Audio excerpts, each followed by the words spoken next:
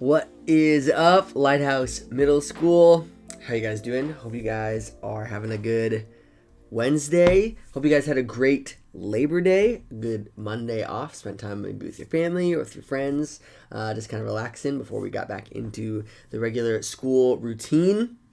Wherever you are right now, I am glad that you are there. I've got a couple of announcements for you guys before we get into our lesson for tonight, okay? First off, I mentioned this last week, but we have got Blitz registration due not this week, but next week, okay? Blitz is an all-nighter put on by Valley Church. We go over to Valley Church. We have like a worship service for about 2 hours at Valley, and then they put us on buses, and we go all night long to all the places that you could ever want to go. We do Sky Zone, we do ice skating, bowling, we play dodgeball, roller skating, arcade games. It's crazy. We get back at 8 o'clock in the morning, so you're not going to want to miss it. This is like one of the most fun things that we do all year, so definitely sign up. $75. Your parents have the registration forms. Let them know you want to come to Blitz. Again, it's due next Wednesday, $75. Another fun thing that we are doing this fall, this month, we're going to do our Bigger, Better, Best challenge, okay? So you and your small group are going to coordinate a time for you guys to get all together, okay? And you're going to start with a quarter. And you are going to go around to different houses, maybe in someone's community, and try and trade up so that you can get the biggest, best thing that you can find. Then you will bring it to youth group on October 4th. So that's the first Wednesday of the month when we meet all together. And whoever has the best, biggest, coolest thing will win a prize for their small group, okay? So like I said, your leaders are going to coordinate when that's going to happen. It's going to happen sometime towards the end of this month, start of next month. So you're not going to miss it. It's going to be a good time for you to connect with your small group. And then one final thing before we get into our lesson for tonight. See this little QR code? So this is a QR code that will take you to a Google form that you can fill out. And I want to answer your questions that you have about friendships. So that's what we're going to be talking about all month long at youth group. And I want to do my best to maybe answer some of those questions that you might have, to open up the Bible and get really into the things that you guys are going through. So that will happen when we meet all together in October. So you have all month as you kind of think of things to, again, go to this form and fill it out, ask your question. You don't have to put your name if you don't want to. If you can, that's great. But yeah, that will help me to be able to answer the kinds of things that you guys are thinking about in regards to friendships. And we'll do this each month, but the topic will change, okay? So this month, I want questions about friendships, and everything that kind of comes with that, okay? So let's get into our lesson for tonight. Welcome. We are in our first series of the year. It's called Going Places. And for some of us, meeting new people and being in new environments is a little intimidating, right? But we hope that you can find connection and friendship here at youth group, because throughout this series, we are going places when it comes to our friendships. So I've got some this or that when it comes to road trips, okay? So when you're thinking of road trips, which would you prefer? Just go ahead and shout them out once I put them up here, okay? So would you rather go to the West Coast or the East Coast? So the West Coast is going to be like California and like Oregon. East Coast is going to be like New York, or maybe even all the way down to Florida. That's all along the East Coast. So we got East Coast or West Coast. Which side of the United States would you rather go to? Shout out your answer. And we're moving on to the next one in 3, 2, 1. All right, would you rather spend one whole week at the beach, just hanging out, catching some sun, getting sand between your toes, or would you rather travel the whole country, hop in a car, go from place to place to place to place to place to place, get all the way across all of the United States? Which would you prefer? Week at the beach, travel the whole country. Shout out your answer. 3, 2, 1. And then we got one final question here. Okay, would you rather go hiking in the Rocky Mountains Or would you rather go sightseeing in New York City? Okay, so this is either you're going to be in a really busy, really crowded area with lots of things to see, or you're going to go hiking where it's really beautiful in the mountains, lots of amazing scenery and landscapes to take in. Which would you rather do between those two options? Shout out your answer. 3, 2, 1. All right. So, maybe some of you guys, maybe you haven't necessarily been able to go on a road trip. Maybe it's something that's on your bucket list. But something that makes any trip, like a road trip, even better is doing it with friends.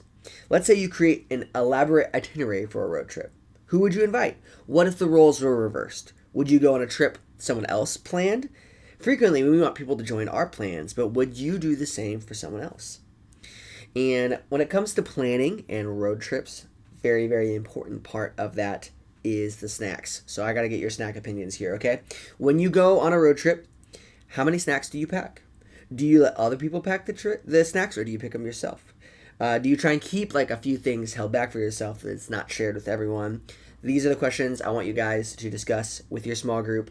I want to share all of your opinions about road trip snacks. You guys will have 30 seconds to do it. Ready, set, go.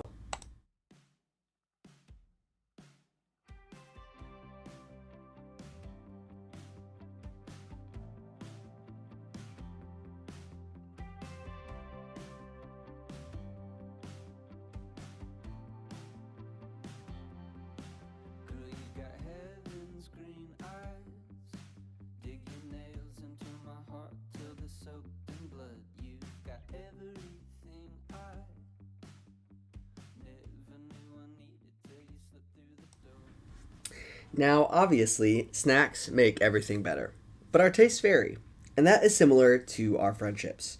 We're all different. We all have different wants, snack preferences, and ways to connect. Not all differences are fun and delicious, like some of our road trip snacks are. Sometimes they can be more challenging to navigate, and you may not necessarily feel understood. And part of being a good friend is learning to care for others despite some of those differences. So, let's read a story about how we care for each other from the perspective of Jesus' friends and followers. Jesus traveled to many places with the same group of people, but the destination didn't necessarily matter as much as the things that Jesus taught and the work that they did along the way. So before we jump in, you need to know that Jesus was baptized by his cousin John, and that's why we call him John the Baptist, right? And John was one of Jesus' first followers, and he was a family member, and he was a friend. And just before this story that we are about to read, Jesus had just found out that John had been killed. He'd been executed. And for Jesus, losing a family member and a friend was really hard, just like it would be for any of us, right? He is experiencing a massive loss in his life, okay? And then this miracle happens. So, Matthew chapter 14, verses 13 through 21. If you're in this Bible, it's on page 607. As soon as Jesus heard the news, he left in a boat to a remote area to be alone. But the crowds heard where he was headed and followed on foot from many towns. Jesus saw the huge crowd as he stepped from the boat, and he had compassion on them, and he healed their sick. That evening, the disciples came to him and said, "This is a remote place, and it's already getting late. Send the crowds away so they can go to the villages and buy food for themselves." But Jesus said, "That isn't necessary. You feed them." "But we only have 5 loaves of bread and 2 fish," they answered. "Bring them here," he said. And he told the people to sit down on the grass. Jesus took the 5 loaves and the 2 fish, looked up toward heaven, and he blessed them.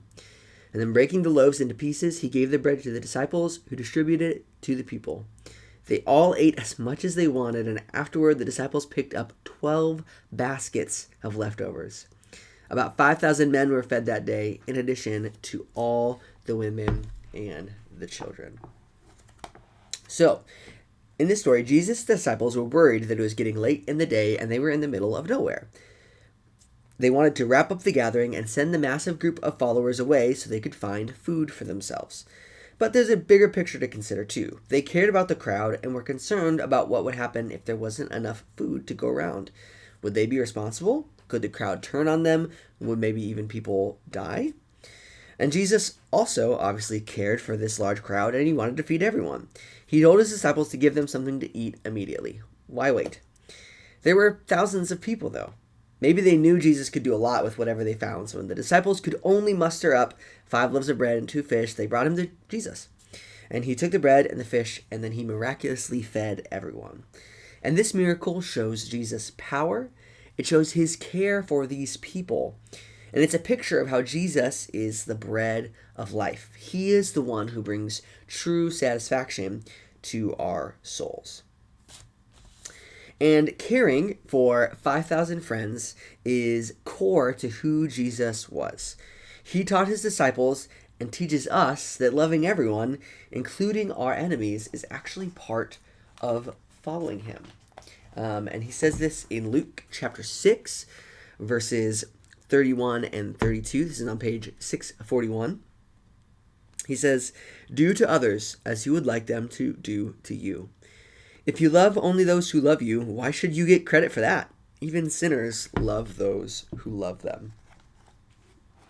And this is maybe one of the most challenging things to live by. Do for others as you want them to do for you. If I'm honest with myself, I'm frequently self-focused and self-centered. I often think of and care for myself first, and caring for others isn't the first thing on my mind. And I think we want to care, but we don't necessarily always know how. But it takes paying attention, and that's not always as easy as it seems. We know Jesus loves us, and when we follow him, we see people the way that he sees everyone, made in the image of God and worthy of our care. And while Jesus is mourning the loss of his cousin, he still cared for thousands of people by feeding them. He practiced what he preached about loving others. And when we follow and trust him, he shows us that we ought to do those kinds of things too. And we can be like Jesus by asking him to help us see the needs of our friends and of others. And as we do this, he will make us more and more like him. People who are open to opportunities to care, because friends don't miss a chance to care for each other. So, how can we start paying attention and caring for those around us? Let's take a look at some practical ways to notice and serve like Jesus. First, we can pay attention. Let friends know you're there for them through small actions. You could send a DM, a snap, a meme, maybe even a chocolate bar, as long as it's something that lets them know that you are thinking of them. Those small actions can show love throughout their day. Next, you can offer support. What problems might exist in your friends' lives? Is there some way that you can offer support, like maybe taking them someplace or being available for a call at certain times of the day? And you can get help. When a friend comes to you with a big need, you don't have to solve their problems alone. You can invite others to help be a team of support, which may include professional help maybe. If you have a friend going through an issue you don't feel equipped to handle, that's okay. Gather the courage to point them towards those who can really help them.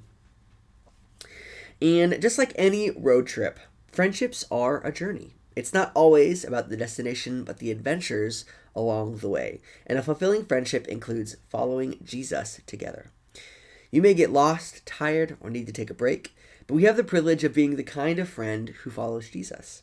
We can let him show us how to support others through the ups and downs of life. And Jesus shows us that friendships are not just about what we receive, but how best to go through life together. Friendships are two-sided. Jesus wants us to care for others, absolutely, but he also wants us to have friends who care for us and support us. And maybe you haven't had the most incredible friendships, or you might say that you don't even know if you have that many friends who care about you. But that's okay.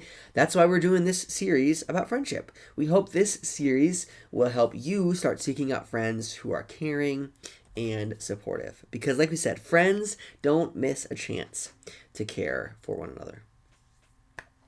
That's what I've got for you guys this evening. We're going to switch it over to small groups. I love you guys. I'll see you when I see you.